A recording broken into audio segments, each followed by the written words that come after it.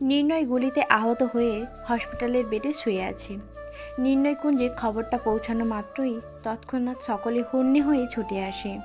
সেই সঙ্গে যোগ দিয়েছে ছোট্ট 10 বছরের মেয়ে চিনি।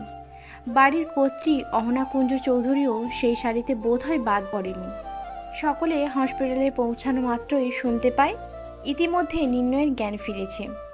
পুরো নির্ণয় কুঞ্জ হুড় করে নির্ণয়ের কক্ষে প্রবেশ করে। অথচ অন্যদিকে ডাক্তারেরও সাধ্য নেই কাউকে আটকানোর, কারণ কুঞ্জ বাড়ির সদস্যের মতামতের উপর হস্তান্তর করবে এখনও এমন মানুষ পুরান ঢাকায় জন্ম হয়নি। এত মানুষের যখন ছোট্ট একটা রুমে ভিড় জমিয়েছে, তাহলে সেখানে কিভাবে নীরবতা বিরাজমান হয়? নির্ণয় রুমে প্রবেশ মাত্রই বদলে গিয়েছে সকল দৃশ্যপট। কারণ একটাই, এটা তো বর্তমানে এখন নির্ণয় কুঞ্জের নির্ণয়ের অবস্থান রয়েছে। সমগ্র কক্ষ জুড়ে নিস্তব্ধতা বিরাজ করে, থেমে গিয়েছে সকলের কলরব। নির্ণয় আশেপাশে থাকা মানে মিলিয়ে যায় খুশির ঝিলিক। অন্ধকার ঘন মুহূর্ত তৈরি হতে আর কতক্ষণ? কার বা সাহস হবে আগ বাড়িয়ে কথা বলার? এই নীরবতাবিহীন রুমের মধ্যে হঠাৎ করে কারো কান্নার হেঁচকি তোলা শব্দ সুটনদেহী মানবের কান পর্যন্ত পৌঁছাতেই কৌতূহলবশত নির্ণয় আঁখি জোড়া মেলতেই যতটা স্বাভাবিক পরিবেশ ছিল, মুহূর্তেই নির্ণয়ের চোখ মেলে অহনাকে কুঞ্জ চৌধুরীকে দেখার পর পরিবেশ আরও স্বাভাবিক রইল না। সেকেন্ডের মধ্যে নির্ণয় পাগলের মতো দিশেহারা হয়ে গেল। ক্রোধের তোপে ভলভল করে মাথায় রক্ত উঠে গেল নির্ণয়ের। কর্ণকুহরে ছাপিয়ে মস্তিষ্ক অবধি প্রতিটি ষষ্ঠ ইন্দ্রিয় যেন নিয়ন্ত্রণহীন। আজ বেড থেকে উঠেই আশেপাশে যা ছিল সব কিছু দুহাতে তছনছ করে দেয়। প্রতি সেকেন্ডে অন্তর ভূমিকম্পের মতো কম্পন দিয়ে ওঠে। এটা ওটা ছুটে এসে আকস্মিক আছড়ে পড়ছে নিচে। কারো বুঝতে বাকি রইল না, সব কিছুর মূল শীর্ষে আছে অহনা কুঞ্জ চৌধুরী।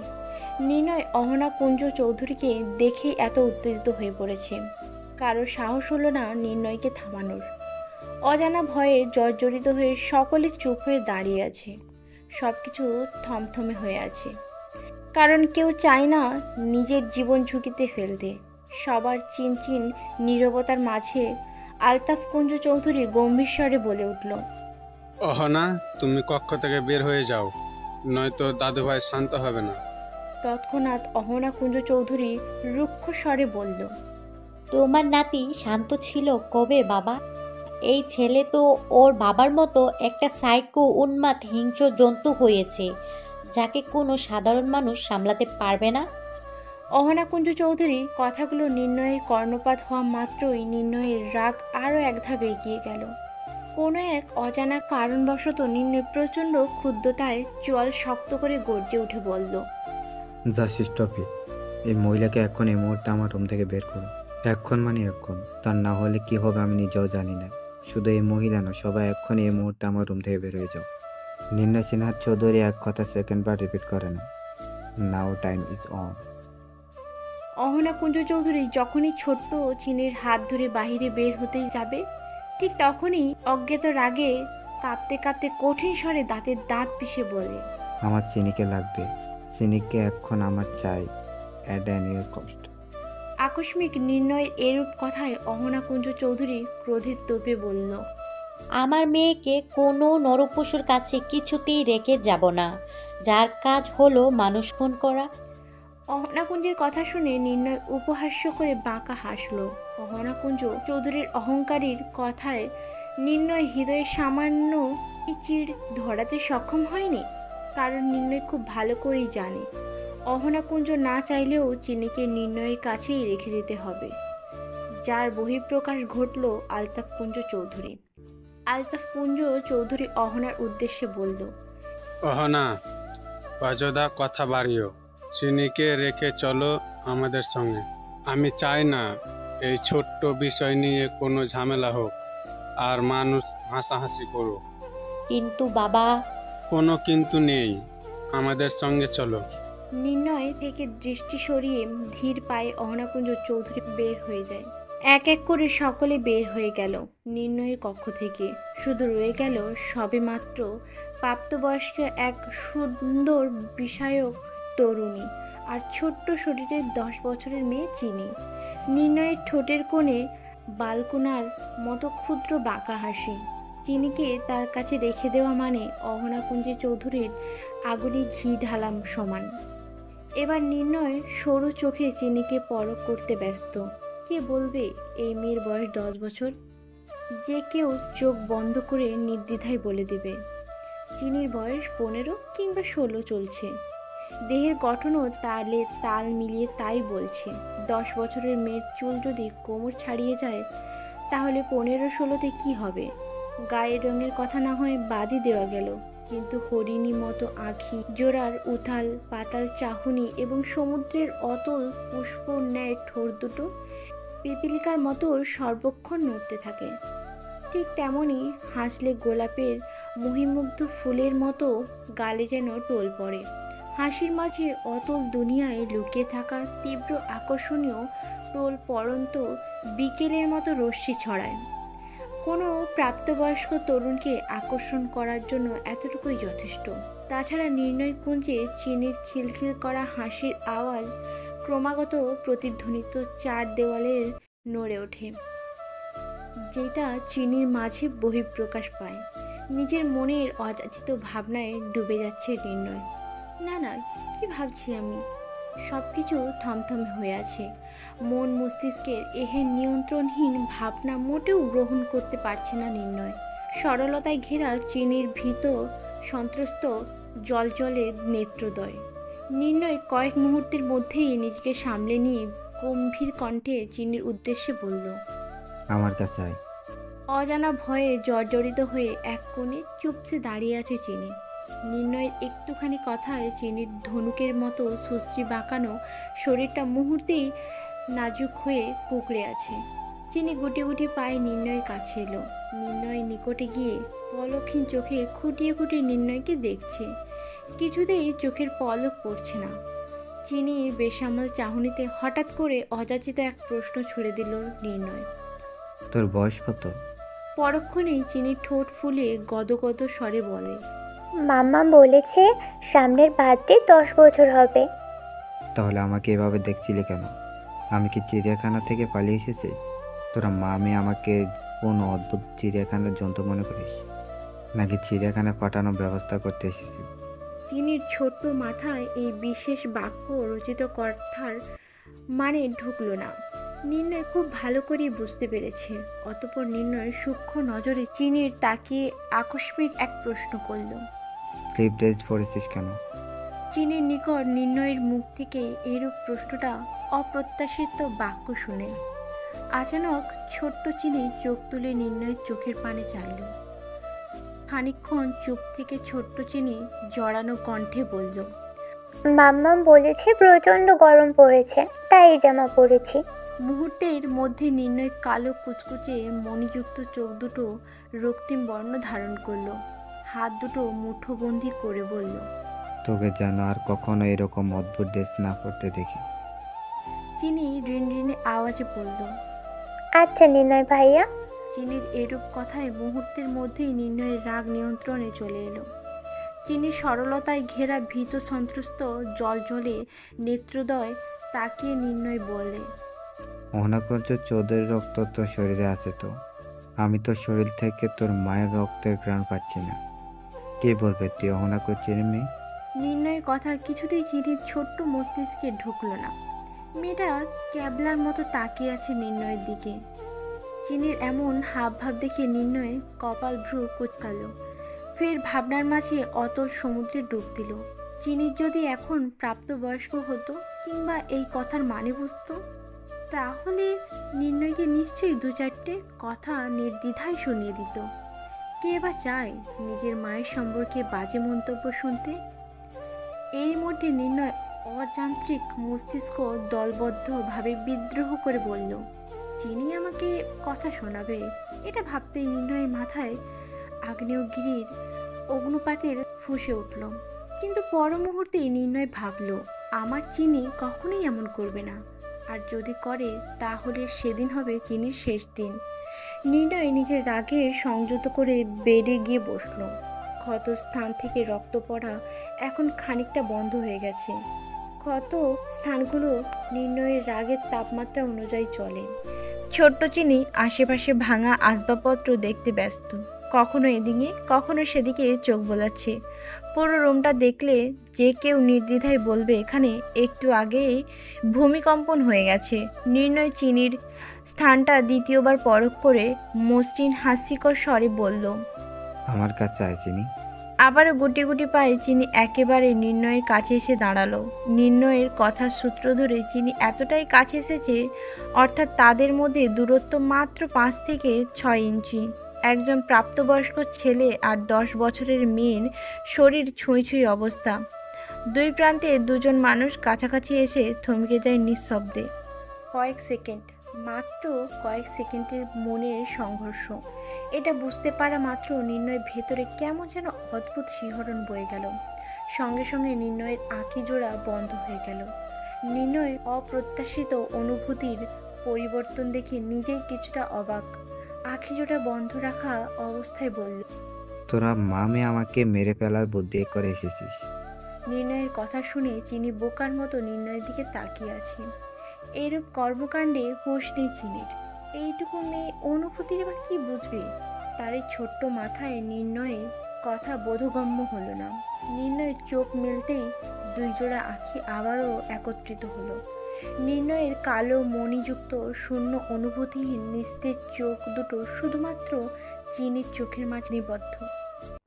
অতঃপর নির্ণয়ের চোখে মুখে বিভ্রান্তি, নিজের গতিতে তীব্র সংকোচ করে তীক্ষ্ণ নজরে চেয়ে গম্ভীর গলায় প্রশ্ন ছড়ে নির্ণয়, তুই আমার পিছনে সারাদিন ঘুরঘুর করিস কেন? তখন ওকে ফুপিয়ে ফুপিয়ে কান্না করতে করতে হেঁচকি ফেলেছিস কেন? তোর মাম্মাম কি এটা ভেবেছে তোর মতো ফুচকি মেয়েকে দিয়ে নির্ণয় নিনহাত চৌধুরীকে দমাতে পারবে? So interesting. খানিকক্ষণ চুপ থেকে জড়ানো কণ্ঠে ছোট্ট চিনি বলে উঠল, না না নির্ণয় ভাইয়া, মা তো এটা বলেনি। মামাম বলেছে তুমি। এইটুকু বলেই চিনি থমকে যায়। চিনি অসম্পূর্ণ কথাটা নির্ণয়ের কর্ণপাত হওয়া মাত্র ভ্রু কোঁচকাল নির্ণয়। কঠিন স্বরে জিজ্ঞেস করল, আমি কি? মাম্মাম বলেছে তুমি রাক্ষস, তোমার থেকে দূরে থাকতে, নয়তো তুমি আমায় খেয়ে ফেলবে। রাক্ষস তো সুন্দরী রাজকন্যাদের নিয়ে রাক্ষসপুরীতে চলে যায়, তারপর খেয়ে ফেলে। তুমি শুনোনি সেই গল্পটা? চিনির এমন কথা শুনে নির্ণয় সরু চোখে চিনির দিকে তাকায়। নির্ণয় কি যেন একটা ভেবে ঠোঁট কামড়ে মুচকি হাসিটা ঠোঁটের কোণে রেখে চিনিকে প্রশ্ন করে, আমি তো রাক্ষস, কিন্তু সুন্দর রাজকন্যাটাকে? চিনি খিলখিল করে হেসে বলল, কেন তুমি দেখো না এই যে আমি? কথাটা শুনে নির্ণয় মুচকি হাসলো। আমি রাক্ষস, তাহলে আমার আশেপাশে সারাদিন কেন ঘুরঘুর করিস?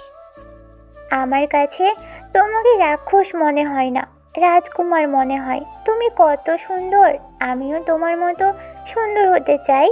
আপু বলছে তুমি অন্য দেশের নায়কদের মতো সুন্দর, সবার থেকে আলাদা। নির্ণয় ভাবছে এই আনম্যাচুয়ার্ড মেয়েটা বুঝতে পারছে ও আমায় কি বলেছে। নির্ণয় ভাবলো, ফের ভাবলো, এই পুচকি মেয়ের বয়সটা যদি ঠিক আমার স্থানে হতো তাহলে নিশ্চয়ই বুঝতে পারতো কি হচ্ছে আমার মনে, তাহলে কখনো এতটা কাছে আসার সাহস দেখাতো না। তুই নিজেও জানিস না তুই কাকে নিয়ে স্বপ্ন দেখছিস এবং কার কাছে আছিস। ভাবনার জগৎ থেকে বের হয়ে নির্ণয় আবারও প্রশ্ন করলো, আমায় কতটুকু ভালো লাগে? আকাশে যতগুলো তারা আছে ততগুলো। কথা বলেই খিলখিল করে হাসলো চিনি। চিনি হাসি দেখে নির্ণয়ের স্পন্দন ক্রমশই বেড়ে যাচ্ছে মনে হলো। হাসবি না একদম। নির্ণয়ের এই কথাটা চিনির কান অবধি পৌঁছতেই সঙ্গে সঙ্গে চিনির হাসি থমকে যায়।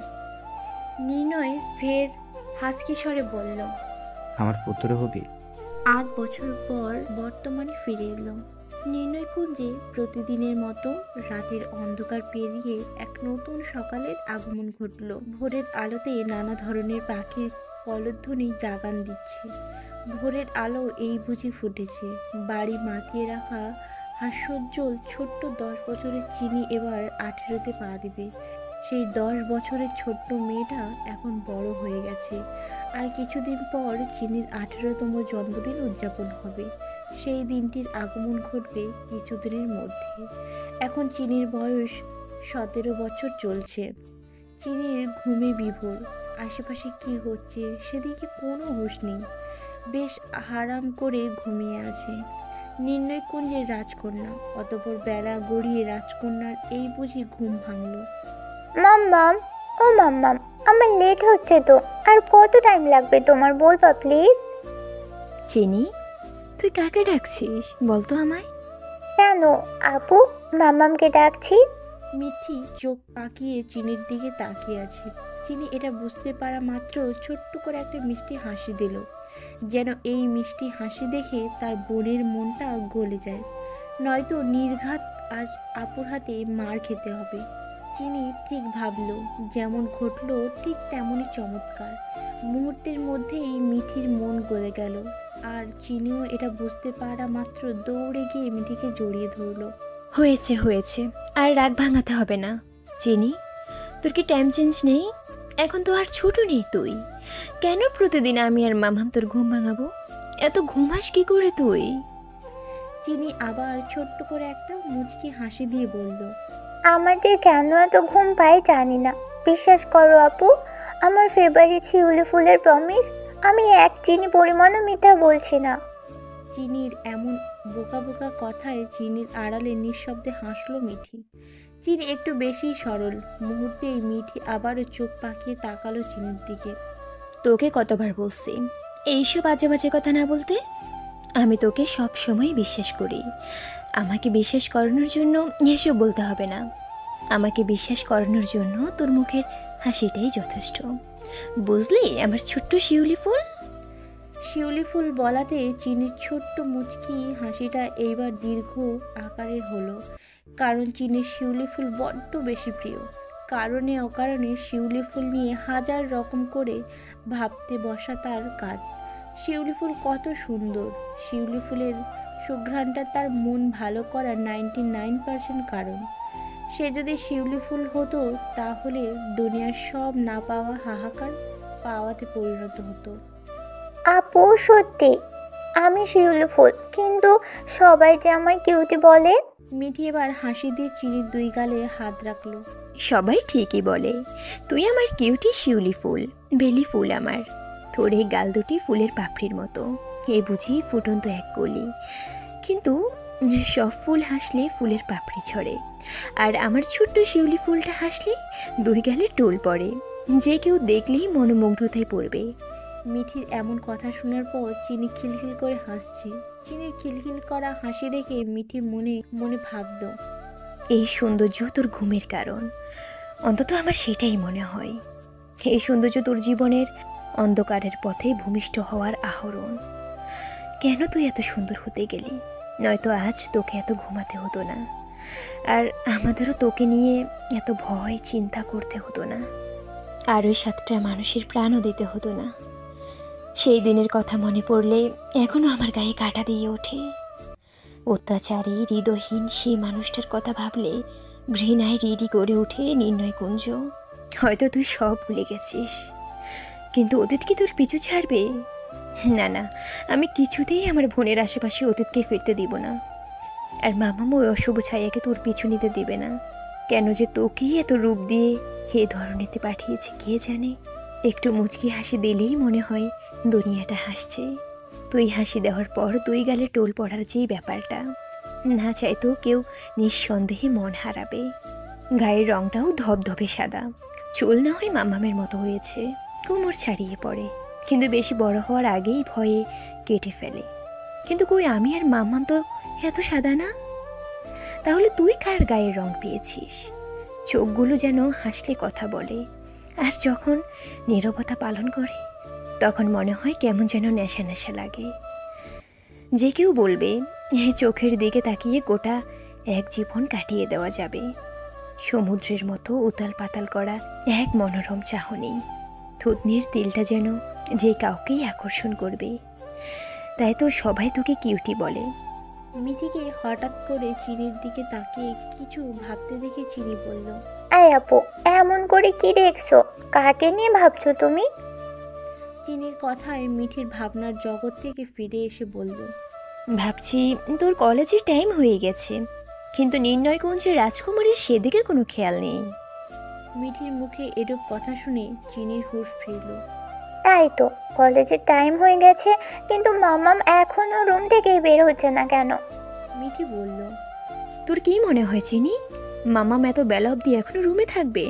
এত বেলা পর্যন্ত বাড়িতে থাকার মানুষ মাম্মাম? চিনি বলল, তার মানে মামাম আজ বাসায় নেই, বের হয়ে গেছে।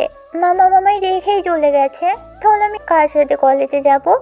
কি আমায় দিয়ে আসবে?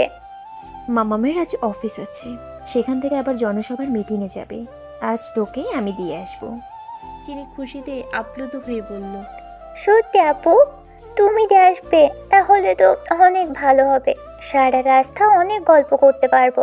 মামামের সাথে গেলে তো মামামের ভয়েই চুপ থাকতে হয়, কিন্তু মাম্মা মামাই না বলে চলে গেল, এমন তো হয় না কখনো। কথাটা চিনি কিছুটা মন খারাপ করে বলল, চিনি, মামামের আজ অনেক কাজ। প্রথমে অফিসে যাবে এবং জনসভার মিটিং, আরও অনেক কাজ। তাই আমায় বলেছে তোর খেয়াল রাখতে। এবার বের হতে হবে। ড্রাইভার আঙ্কেল কখন থেকে অপেক্ষা করছে। আপু, মাম্মাম কি করে এতদিন সামলায়? রাজনীতি, অফিস, তারপর আমাদের এবং নির্ণয়কুঞ্জ। আমি হলে তো সব রেখে পালিয়ে যেতাম। বলেই কিলকিল করে হাসছে। আমাদের মাম্মাম দুনিয়ার বেস্ট মাম্মাম, তাই মাম্মাম সব পারে। মাম্মামের কাছে অসম্ভব বলতে কিছুই নেই। মিঠি বলল, হুম, আমাদের মাম্মাম বেস্ট। কিন্তু আপু, সবাই বলে তুমিও মাম্মামের মতো হয়েছো। মাঝে মাঝে তো আমারও তোমাকে অনেক ভয় লাগে। শুন চিনি, সবাই যদি তোর মতন সরল সোজা হয়, তাহলে এই পৃথিবীর মানুষ আমাদের শান্তিতে বাঁচতে দিবে না। তাই তো আমি মাম্মামের মতো স্ট্রং হতে চাই। চিনির মাথায় মিঠির কথাটা উচ্চ সীমান্তের জায়গায় পৌঁছালো না, তাই কিছুটা ভাবান্তর হয়ে তাকিয়ে আছে। মিঠি বলল, তোকে কিছু ভাবতে হবে না, এবার চল। নিরন্তা তাইব মিঠি এবং চিরন্তা তাইব চিনি আপন দুই বোন। তাদের ডাকনাম মিঠি আর চিনি। চিনি যেমন মারাত্মক সুন্দরী, তেমনি মিঠিও কম সুন্দরী নয়। মিঠি চিনির মতো লম্বা কালো চুল না হলেও কাটকরা কালারিং চুলে বেশ সুন্দর লাগে। দেখতে বেশ মায়াবী চেহারা, চোখ দুটো কাজলে রেখা। গায়ের রং অনেকটা ধপধপে সাদা না হলেও তাকে শ্যামলা বলা নিতান্ত ভুল বলে ধার্য করা হবে। আর কথাবার্তা একদম মায়ের মতো, কিন্তু পুরোপুরি নয়। তবে মিঠি সবসময় মায়ের মতো স্ট্রং হতে চায়, কিন্তু চিনি বিপরীত। যে মেয়ে বুক ফাটবে তবুও মুখ ফুটবে না, আর এই দুই রাজকন্যার মা বক্ত। অহনাকুঞ্জের আদরের দুই মেয়ে, নির্ণয়কুঞ্জের দুইটি ফুটন্ত ফুল। অহনাকুঞ্জ স্ট্রং পার্সোনালিটি ব্যক্তি, ঢাকা শহরে মোস্ট স্ট্যাবলিশড লিস্টে সবার উপরে নাম হলো অহনা কুঞ্জ চৌধুরী, যার নামে ঢাকা শহরের হাজার হাজার খ্যাতি ছড়িয়ে ছিটিয়ে আছে। তাই সবাই তাকে মা জননীর নামে ভালোবেসে ডাকে। অহনা কুঞ্জ চৌধুরী কথা মুখ থেকে বের হওয়ার সাথে সাথেই তা পূর্ণরূপে রূপান্তরিত করতে দ্বিতীয়বার বেগ পেতে হয় না। ঢাকা শহরে অহনা কুঞ্জ চৌধুরী নামে কয়েক শত নারীর সংস্থা নারীদের পাশে থেকে অন্যায়ের প্রতি রুখে দাঁড়ায়। রাজনীতি অহনা কুঞ্জ চৌধুরীর শুধু পেশা নয়, নির্ণয়কুঞ্জের ঐতিহাসিক ঐতিহ্য। নির্ণয়কুঞ্জের আরও একটি দিক আছে, যা সবাইকে ভয়ঙ্কর দিক নির্দেশনার চরম পর্যায়ে পৌঁছায়। এখনও কিছু মানুষ সেই নিষ্ঠুরতম মানবের কথা মনে করলে কেঁপে ওঠে, যে একসময় পুরো ঢাকা শহরের নিষ্ঠুর ক্ষমতা দিয়ে দমিয়ে রেখে নিজের অন্ধকার এবং ভয়ঙ্করী পৈশাচিক রাজ দরবার তৈরি করেছিল। ভুল করা তো দূর, ভুল করার কথা ভাবা মাত্র মৃত্যু অনিবার্য। যার রাজ দরবারে ক্ষমা নামে কোনো শব্দ মুখে দিয়ে কেউ কাউকে উচ্চারণ করতে দেয়নি। এ তো সেই মানব যে 18 বছর বয়সে এমপির পদ অর্জন করে দেখিয়ে দিয়েছে। তার কাছে অসম্ভব বলতে কিছুই নেই। নির্ণয়কুঞ্জে 93% সম্পদের অধিকারী। নির্ণয়কুঞ্জ থেকে গাড়ি গন্তব্যে এসে পৌঁছালো। গাড়ি গন্তব্যে পৌঁছাতেই দেরি, কিন্তু চিনি গাড়ি থেকে হুট করে নামতে দেরি নয়। চিনির এরূপ কর্মকাণ্ডে মিঠি বলল, চিনি, লেগে যাবে, সাবধানে। চিনি গাড়ি থেকে নেমেই মনোমুগ্ধকর নয়নের কলেজের পরিবেশ দেখছে। মনে মনে ভাবল, 2 দিন পর আজ কলেজে আসলাম। কে রে, কি ভাবছিস? কলেজে ভিতরে প্রবেশ করছিস না কেন? কলেজের সামনে দাঁড়িয়ে 2 হাত 2 দিকে মেলে দিয়ে লম্বা করে শ্বাস নিয়ে বলল, মনটা কেমন জানি অন্যরকম লাগছে। আজ বহুদিন বাদে আমার মনটাও সতেজ লাগছে। মাম্মামের বারণ করার কারণে 2 দিন পর আজ কলেজে এলাম। মনটা শান্তি অনুভব হচ্ছে। হয়েছে মন শান্ত করা? এবার ভিতরে প্রবেশ কর। তুই ভিতরে প্রবেশ করলে আমি বাসার দিকে অগ্রসর হব। আর শোন, বাইরে গার্ড আছে এবং ভিতরেও গার্ড আছে। এরপরও যদি কোনো সমস্যা হয় সাথে সাথে মাম্মামকে কল দিবি। মাম্মাম যতই ব্যস্ত থাকুক না কেন তোর কল রিসিভ করবে, কিন্তু বিনা কারণে বা অযথা মাম্মামকে বিরক্ত করবি না। প্রয়োজনে আমায় কল দিবি। ওকে মাই ডিয়ার সুইট আপু। এটা বলেই এক দৌড়ে কলেজের ভেতর চলে গেল। জমে থাকা সেই তুচ্ছ নোংরা জল পায়ে মারিয়ে পথ চরণ করে গন্তব্যের দিকে হেঁটে চলেছে নির্বিঘ্নে চিনি। সারা রাত বৃষ্টি হওয়ার দরুন শহরে রাস্তায় ভেজা মাটির গন্ধটা বেশ সুস্পষ্ট। এই গন্ধটা নাকে এলে চারিদিকে সব কিছু আপনা আপনি সতেজ হয়ে ওঠে মেয়েটা। মিঠি আনমনে দীর্ঘ নিঃশ্বাস ছেড়ে বলল, ডান পিঠে দুর্দান্ত ডানা ঝাপটানো একটা মেয়ে। এই মেয়েটাকে সামলাতে হিমশিম খেতে হয়। মনে হচ্ছে পাখি খাঁচা থেকে মুক্তি পেয়েছে। ভীতু হরিণীর মতো টানা চোখ দুটোর মাঝে ভয় লেগেই থাকে। হয়তো সবাইকে দেখায় চিনি স্বাভাবিক আছে, আদৌ চিনি স্বাভাবিক নয়। সারাদিন ভয়ে কুঁকড়ে থাকে। এইসব ভাবনার মাঝেই মিঠির হাতের মুঠো ফোনটা বেজে উঠল। মিঠির বুঝতে দেরি হলো না কে কল দিয়েছে। ফোন রিসিভ করা মাত্রই অপ্রত্যাশিত সুরে বলে উঠল, হ্যাঁ মামা বলো। আমি চিনির কলেজের সামনে। চিনি কলেজের ভিতরে চলে গেছে। আমাদের আসতে কোনো প্রকার অসুবিধা হয়নি। চিনিকে মেডিসিন খাইয়ে দিয়েছি। এক নাগারে কথাগুলো বলে থামলো।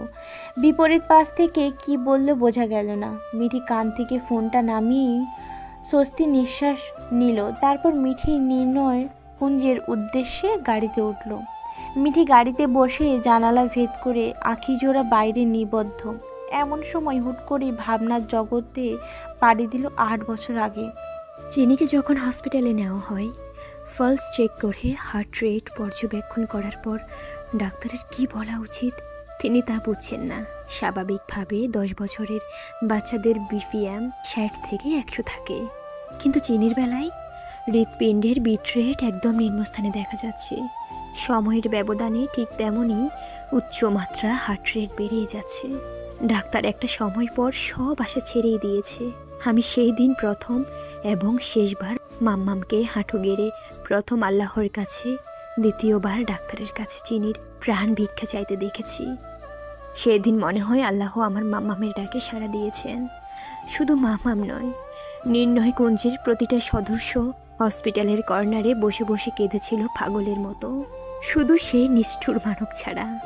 এরপর থেকে চিনির শ্বাসকষ্ট, মাথা ব্যথা, মাথা ঘুরে, দুর্বলতা বা ক্লান্তি, অল্পতেই ভয় পেয়ে সেন্সলেস হওয়া, একটু জোরে শব্দে শরীরে কাঁপুনি ওঠা, রাতে ঘুম না হওয়া, কিছুদিন পর পর হাই ডোজের ঘুমের মেডিসিন দেওয়া।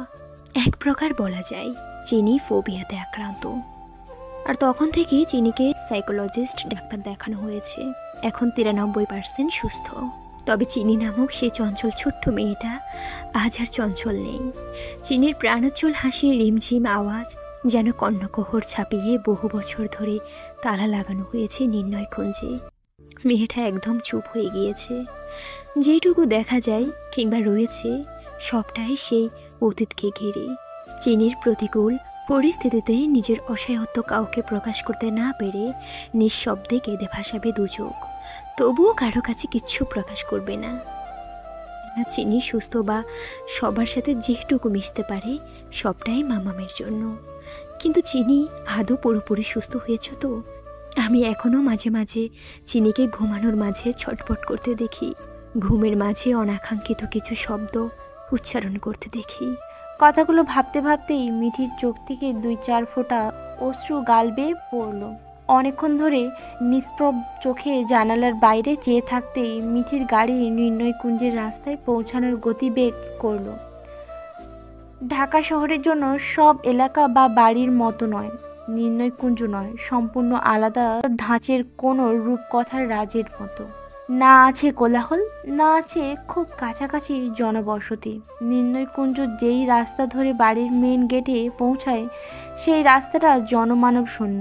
সব রাস্তার দুই পাশে যেই রকম দোকান কিংবা দালান কোঠা অবস্থান করে, এই রকম কিছুই কোনো কালে নির্ণয়কুঞ্জের বাড়ির রাস্তায় দেখা মেলে না। যে কেউ নিঃসন্দেহে বলে দিতে পারবে এই রাস্তার রাজত্বে পৌঁছানোর লাল বাগিচার কার্পেট। নির্ণয়কুঞ্জের পর আশেপাশে যারা বসবাস করে তারাও সুনামধন্যের মধ্যেই পড়ে, নয়তো অহনাকুঞ্জের সাথে একই এলাকায় বসবাস করার যোগ্যতা রাখে না। ক্লাসরুম। চিনির মনোযোগ দিয়ে ক্লাস করছে। ফিমেল টিচার আইসিটি বিষয়ে লেকচার দিচ্ছে। হঠাৎ পিয়নের ডাকে চিনি ধ্যান ভাঙল। চিনি ম্যাম, হলরুমে টেলিফোন সেক্টরে আপনার ফোন এসেছে। আমি ওয়েটিংয়ে রেখে এসেছি। দয়া করে যদি আসতেন ভালো হতো। কথাটা শুনতেই নুসরাত এবং মিতু চিনির দিকে ড্যাব ড্যাব করে তাকিয়ে আছে। আর তিনা একবার চিনিকে দেখছে, আর একবার পুরো ক্লাসরুমে পর্যবেক্ষণ করছে, কারণ ক্লাসরুমের প্রত্যেকটা চোখ চিনির ওপর। ভদ্রতা বোধ চিনি ছোট থেকেই জানে, তাই তো পিয়নের ডাকের সঙ্গে সঙ্গে নিজেকে ঠিকঠাক করে চিনি বসা থেকে দাঁড়িয়ে পিয়নের বলা কথাগুলো শুনল। চিনি যে এমপির মেয়ে এটা চিনিকে দেখলেও মোটেও বোঝা যায় না। চিনির কথার মতো চিনির চলাফেরাও সাদাসিধে। চিনি ভাবতে লাগলো, কে আমাকে ফোন দিয়েছে, তা আবার ফোন সেক্টরে।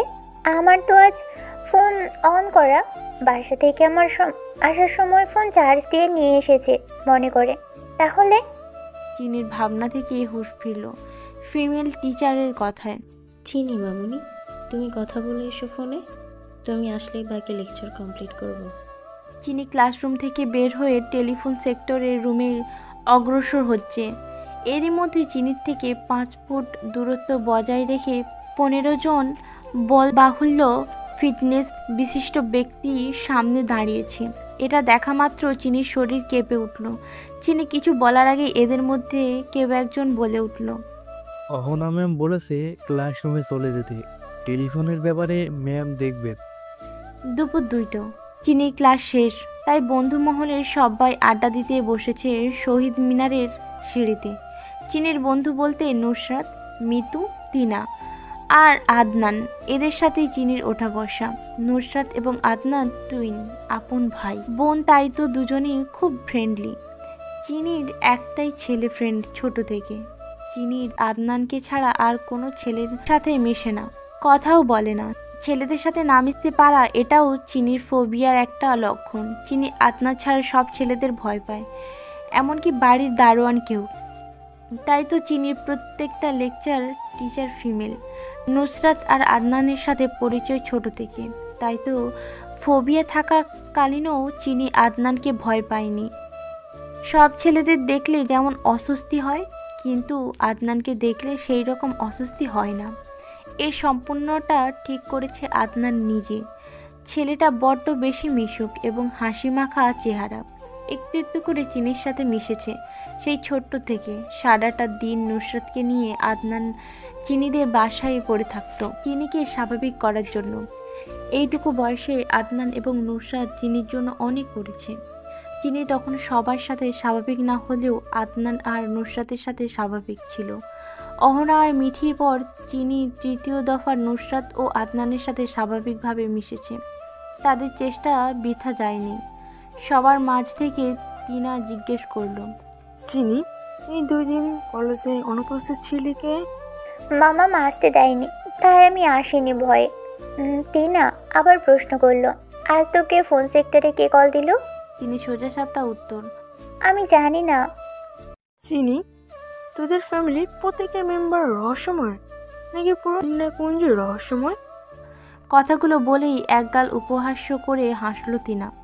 তিনা, তুই কি সিআইডি হওয়ার পরিকল্পনা করছিস? তাহলে দোস্ত, আমি আগে বলে রাখি, আমি কিন্তু রণজয় হওয়ার যোগ্যতা রাখি। বলেই জোরে জোরে হাসতে শুরু করলো আদনান। আদনানের বেহাল দশা। জোকার এমন হাসি দেখে চিনি আর নুসরাতও হাসি চেপে রাখতে পারল না, কিন্তু তিনার মুখ থেকে হাসির বিপরীতে রাগ বের হলো। আদনান, তুই আমার টোন মেরে কথা বলছিস কেন? আমি কি এমন বলে ফেলেছি চিনিকে? ওর জায়গায় তোর গায়ে ফসকে পড়ে গেল। চিনির জায়গায় ভুলবশত আমার গায়ে কথাগুলো লেগেছে, তাই ফুচকাগুলো আমার গায়ে পড়েছে। বিলিভ মি দোস্ত, এখন ভীষণ জ্বালা করছে। তোর কাছে অ্যান্টিসেপটিভ থাকলেই, যেহেতু তুই ফুচকা ফালানোর সরঞ্জাম নিয়ে ঘুরিস, তাহলে অ্যান্টিসেপটিভ থাকাটাই স্বাভাবিক বিষয়। প্লিজ তাড়াতাড়ি দে, জ্বলে যাচ্ছে। বলেই জোরে জোরে হাসছে আদনান, কিন্তু এবার চিনি আর নুসরাতের মুখ থেকে হাসি বের হচ্ছে না, কারণ তিনা রেগে আগুন। তোরা এবার থামবি প্লিজ। একজন চিনিকে খোঁচা মারছিস আর একজন চিনির হয়ে উত্তর দিচ্ছিস। তবে যাকে নিয়ে এত কিছু, তার এইসবে কোনো কৌতূহল নাই, এটা বোঝা উচিত। নুসরাত একদমই কথাগুলো বলে থামলো। এইবার তিনা আর আদনান চুপ হয়ে গেল। বলা যায় কিছুটা নীরবতা বিরাজমান। অনেক হয়েছে তোদের নীরবতা পালন। তোরা চুপ থাকতে পারিস, কিন্তু আমি পারি না। আমার হাতে গোনা কয়েকটা বন্ধু। তোরা কিন্তু, তোদের মধ্যে এত মনোমালিন্য আমার একদম পছন্দ হয় না। আদনান, তুই শুধু শুধু টিনার উপর রাগ করছিস। নির্ণয়কুঞ্জ এমন একটা বাড়ি, কেউ যদি মঙ্গল গ্রহ থেকে ঢাকা শহরে আসে, সেও নির্ণয়কুঞ্জ বাড়ির সম্পর্কে জানতে চাইবে, কারণ নির্ণয় শব্দটাই রহস্যময়। এতে টিনার কি দোষ? কথা বলেই চিনি হাসতে শুরু করলো। চিনির কথা শুনে তিনা, নুসরাত, আদনান ও চিনির সাথে হাসিতে তাল মেলাতে লাগলো। হঠাৎ করে আদনানের চোখ চিনির উপর আটকে পড়ে। মেয়েটার সবার থেকে তুলনামূলকভাবে ভিন্ন ধাঁচের। চোখে মুখে হিংসা নেই, এত কথার মার প্যাচও বোঝে না। আর যেটা না বললেই নয়, সেটা হলো চিনি অসম্ভব সুন্দরী, ড্রেস আপ ও খুব সুশীল। সবসময় চুড়িদার পরে, যে কেউ এক পলক দেখলেই প্রেমে পড়ে যাবে। হাসি দিলে দুই গালে টোল পড়ে। চিনিকে দেখলেই মনে হয় তোর হাসা বারণ, আর থুতনির তিলটার কথা বলতে গেলেই কেমন যেন। আদনানের এইসব ভাবনার মাঝেই ব্যাঘাত ঘটল একজোড়া কাপালের ডাকে। ভাইয়া, আমাদের দুজনের কয়েকটা কাপড় পিক তুলে দিবেন? আদনান একবার তিনা, চিনি, নুসরাতের দিকে তাকিয়ে তারপর কাপালদের বলল। আমায় বলছেন? কাপালদের দিক থেকে উত্তর আসার আগেই তিনা বলল, তোর জায়গায় কি গরু ছাগল আছে নাকি? তাদের বলবে। তিনার কথা শুনে সবাই একসাথে হাসতে শুরু করলো। আদনান রাগান্বিত চোখে তিনার দিকে তাকিয়ে আছে। কামন ম্যান, আমাকে দেখার জন্য অনেক টাইম পাবি। তোর মতো গরু ছাগলের চাষ করতে যাচ্ছি না আমি। আপাতত এখন ওদের পিক তুলে দে। তাদের হাতে একদম টাইম নেই গরু ছাগলের ঢং দেখার, তাই না আপু ভাইয়ারা? তিনার কথা শেষ হতে না হতেই কাপাল জোড়া তিনার কথার সাথে তালে তাল মিলিয়ে বলতে শুরু করলো। হ্যাঁ ভাইয়া, আমাদের হাতে টাইম নেই। আদনান তাই নীরব দর্শকের মতো সমস্ত ব্যাপারটা হজম করে ফেলল। চিনি আর নুসরাত ওদের কাহিনী দেখে মিটিমিটি করে হাসছে। আদনান কাপালদের অনেকগুলো পিক তুলে দিল। খুব অল্প সময়ের ব্যবধানে কাপালরা ফোনটা হাতে নিয়ে পিকগুলো দেখছে আর বলছে, ভাইয়া, আপনি খুব ভালো পিকচার ক্লিক করেন। আপনি কি ফটোগ্রাফার? আদনান উত্তর দেওয়ার আগেই তিনা উত্তর দিল, হ্যাঁ, আমার দোস্ত ফটোগ্রাফার। তিনার কথা শুনে আদনান তিনার দিকে কপাল কুঁচকে তাকালো। তিনা মিটমিট করে হাসছে। আদনান বলল, আমি এবার কিসের ফটোগ্রাফার? কেন দোস্ত, তুই ভুলে গেছিস তুই যে ওয়ার্ল্ড লাইট ফটোগ্রাফার? তিনার কথা শুনে কাপালদের মধ্যে একজন বলে উঠল, ও, তার মানে ভাইয়া গরু ছাগল, পশু পাখির ফটোগ্রাফার। এই জন্যই তো এত ভালো পিকচার তোলেন। তাই তো ওই আপুটা আপনাকে গরু ছাগল বলে খেপাচ্ছিল। এগুলো শোনা মাত্র সবাই জোরে জোরে হাসতে শুরু করলো। আর আদনান পুরোই বলদের মতো তিনার দিকে তাকিয়ে আছে। কাপাল চলে যাওয়া মাত্র আদনান খেপে উঠল। তনুর বাচ্চা, তোর সাহস কি করে হয় পাবলিক প্লেসে ইনসাল্ট করার? তার মানে তুই চাইছিস আমি তোকে পার্সোনাল প্লেসে ইনসাল্ট করি? ওকে ডান। আদনান কিছু বলবে তার আগে চিনি বলে উঠল। তোরা থামবি এবার, আমার মামা খালা, আমি আর হাসতে পারছি না। চিনি নুসরাতকে বলল, তুই কিভাবে এত চুপ থাকতে পারিস? নীরব দর্শক, এবার চুপ না থেকে আর হাসি বন্ধ করে ওদের থামতে বল প্লিজ। চিনি ঠিক বলছে। টিনা আর ভাইয়া তোরা চুপ কর। আদনান মুখ গোমরা করে অন্যদিকে ফিরে বসলো। সবার চুপ থাকার মাঝেই টিনা আবারও জানতে চাইল, নির্ণয়কুঞ্জের রহস্য? চিনি, তাহলে আমাদেরও কিছু জানতে পারিস নির্ণয়কুঞ্জের বাড়ি সম্পর্কে?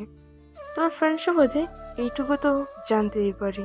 নুসরাত বলল, টিনা তুই চিনিকে জোর করিস না প্লিজ। এই বিষয়ে কথা বললে চিনি অস্থিরতায় ভুগবে, এমনকি প্যানিক অ্যাটাকও হতে পারে। আদনান এবার সবার কথা শুনে চিনির দিকে ঘুরে বসলো।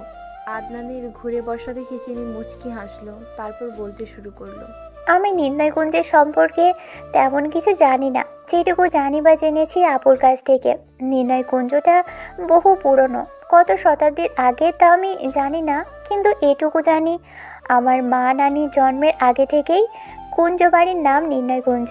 তোরা তো সবাই বাবার বংশ অনুসারে পরিচয় মানি পিতৃতান্ত্রিক বলা যায়, কিন্তু নির্ণয়কুঞ্জ ঠিক উল্টো। সবার মাঝ থেকে আদনান বলল, চিনি, আমি তোর এই কথার মানে বুঝলাম না। আমরা পিতৃতান্ত্রিক আর কুঞ্জবাড়ির পিতৃতান্ত্রিক না, এটা কেমন কথা? চিনি আবার বলতে শুরু করলো, নির্ণয়কুঞ্জ বাড়িতে কখনো পুত্র সন্তান জন্ম হয়নি, সব সময় মেয়ে সন্তান জন্ম নিত। তাই তো কুঞ্জ বাড়ির কোনো মেয়ে শ্বশুরবাড়িতে পা রাখতো না। বিয়ে দেওয়ার আগেই শর্তস্বরূপ বলে রাখতো বিয়ের পর এ বাড়িতেই থাকতে হবে, যেটাকে সহজ ভাষায় ঘর জামাই বলে। কারণ এত এত সম্পত্তি ভোগ করবে কে? যে কেউ এই সম্পত্তির লোভে রাজি হয়ে যেত।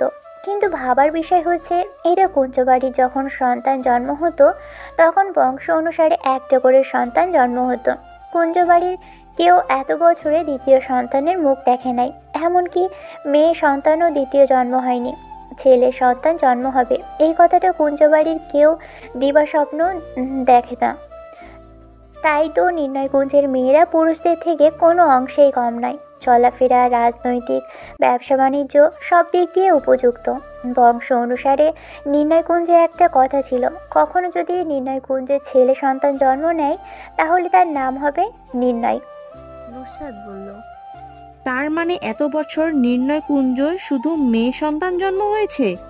তোর নানুর মা, তোর নানু এবং এর আগের প্রজন্ম শুধু মেয়েই জন্ম দিয়েছে, তাও বংশ অনুসারে একজন করে দ্বিতীয় সন্তান বা ছেলে সন্তান বলতে এই বংশে কোনো কিছুই ছিল না। আদনান বলল, এটা তো কোনো হিন্দি মুভির ভূতের বাড়ির অভিশাপের মতো। টিনা অবাক চোখে চিনিকে দেখছে। টিনা এখনো বিশ্বাস করছে না এগুলো সত্যি। চিনি সবাইকে দেখছে আর মুচকি মুচকি হাসছে। সবার চোখ মুখে কৌতূহলের রেশ প্রকাশ পাচ্ছে। চিনি স্বস্তি নিঃশ্বাস নিয়ে আবার বলতে শুরু করলো, যদি মনে করি সেটা অভিশাপ তাহলে তাই। এত বছর অভিশাপ অবশেষে মুক্তি পেয়েছে, কিন্তু মানুষের জীবনে ধ্বংসলীলা রেখে দিয়ে। চিনির কথা শুনে আদনান, টিনা, নুসরাত একজন আরেকজনের দিকে চোখ চাওয়াচাওয়ি করছে। চিনি ওদের দিকে মনোযোগ না দিয়ে আবার বলতে শুরু করলো, নির্ণয়কুঞ্জ এত বছরে পুরনো কাহিনীতে এক নতুন কাহিনী অক্ষর হলো। এই বংশের সবার মতো স্বাভাবিকভাবে আমার নানুমণি এক ফুটফুটে রাজকন্যার সন্তান জন্ম দিল। সবাই ভাবলো বংশ অনুসারে তো এটাই হওয়ার ছিল, আর ভবিষ্যতেও এটাই হবে। কিন্তু মিরাকেল তো তখন ঘটল যখন আমার নানুমণি এক কন্যা সন্তান জন্ম হবার 17 মিনিট পর আরেকটা কন্যা সন্তান হয়, যা কেউ স্বপ্নেও ভাবেনি তা বাস্তবে প্রতিফলিত হলো। নির্ণয়কুঞ্জে এই প্রথম 2 সন্তান জন্ম দিয়েছে, তা আবার টুইন। এটা মিরাকেল ছাড়া আর কি হতে পারে? এর পরের ঘটনা সম্পর্কে আমার ধারণা নেই, কি হয়েছিল আমি সঠিক জানি না। চিনির কথা সমাপ্ত হতে না হতেই টিনা আর আদনান বলে উঠল, নির্ণয় সিনহা চৌধুরী। চিনি আর নুসরাত অবাক চোখে তাকালো এদের দুজনের দিকে। দুইটাই মানুষ একই প্রশ্ন করলো একই টাইমে। চিনি ছোট্ট করে হাসি দিয়ে বলল, তোরা সারাদিন ঝগড়া করলে কি হবে? তোদের টাইম সেন্স তো দারুণ। একসাথে একই প্রশ্ন কিভাবে করলি? চিনির প্রশ্নের উত্তর হিসেবে তিনা আর আদনান থেকে বিশেষ কিছু পাওয়া গেল না। নুসরাত এখনও তিনা আর আদনানকে পলকহীন চোখে দেখে যাচ্ছে। চিনি আবার কথায় মনোযোগ দিল। প্রথম মিরাকেল তো নাদুমণি দেখিয়েছে, বড়মণি মোহনাকুঞ্জ চৌধুরী এবং আমার মম্মাম অহনাকুঞ্জ চৌধুরীকে জন্ম দিয়ে। কিন্তু দ্বিতীয় এবং তৃতীয়বারের মতো মিরাকেল ঘটেছে। বড়মণি মোহনাকুঞ্জ চৌধুরীর বংশ অনুসারে এই প্রথম কেউ পুত্র সন্তান জন্ম দেয়। নাম রাখা হয় নির্ণয় সিনহা চৌধুরী, যা এখন সবার জন্য অভিশাপ বলে ধারণা করা হয়। কথাগুলো বলেই চিনি জোরে জোরে নিঃশ্বাস নিচ্ছে। কেন যেন চিনির মধ্যে অস্থিরতা কাজ করছে। তারপরও চিনি আবার বলতে শুরু করলো। এরপর মম্মম আপুকে জন্ম দেয়। কিছু বছর পর আমার জন্ম হয়। নির্ণয় কুঞ্জে আবারও 2 সন্তানের আগমন। এই অভিশাপ থেকে না হয় মুক্তি পেয়েছে সবাই, কিন্তু নির্ণয় কুঞ্জে জলজান্ত অগ্নিগিরির লাভার জন্ম হয়েছে, তাকে কে দমাবে? কথাগুলো শেষ করার আগেই চিনি প্যানিক অ্যাটাক শুরু হয়। চিনির কথা শুনে সবাই ভাবনার জগতের চূড়ান্ত স্তম্ভ হয়ে আটকে পড়েছে। এরই মধ্যে নুসরাত চিনি বলে চিৎকার দিল। হ্যালো বন্ধুরা, পরবর্তী পার্ট খুব তাড়াতাড়ি আসবে, তো সবাই অপেক্ষায় থাকো। আর চ্যানেলটি যারা এখনো সাবস্ক্রাইব করোনি তারা পরবর্তী পার্ট দেখার জন্য চ্যানেলটি সাবস্ক্রাইব করে রেখো। ধন্যবাদ সবাইকে, আমাদের সাথেই থেকো।